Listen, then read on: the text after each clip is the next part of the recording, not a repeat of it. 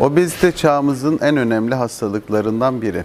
Ama ne yazık ki vatandaşlarımızın tarafından gerekse de hekimler tarafından bir hastalık olarak görülmeyip sanki normalin bir varyantı şeklinde bir algı olduğundan dolayı tanısı ve tedavisi gecikmekte.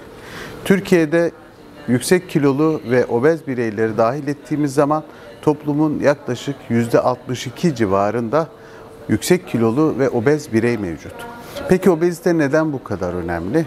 Çünkü obezite doğası gereği diyabet, hipertansiyon, metabolik sendrom, koroner arter hastalığı gibi en fazla sağlıkta morbidite ve mortalitenin olduğu hastalıklar için en önemli sebeplerden biri. Bu sebeple obezite ile mücadele, bu hastalıklarla mücadelede en önemli merkezimiz haline gelmelidir. Obezite tek bir branşın hastalığı değildir. Obezite sadece endokrinolojinin hastalığı değildir. Obezite sadece dahiliyenin hastalığı değildir. Obezite sadece genel cerrahinin hastalığı değildir. Obezite bütün toplumun beraber seferber olması gereken çok önemli bir hastalıktır.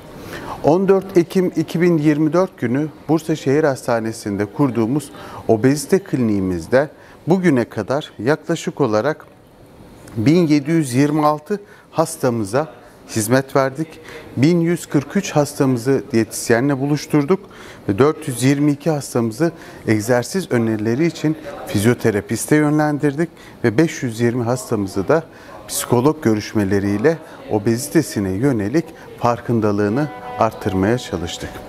Gördüğünüz gibi obezite tek başına bir branşın yönetebileceği bir hastalık olmaktan ziyade multidisipliner bir hastalıktır.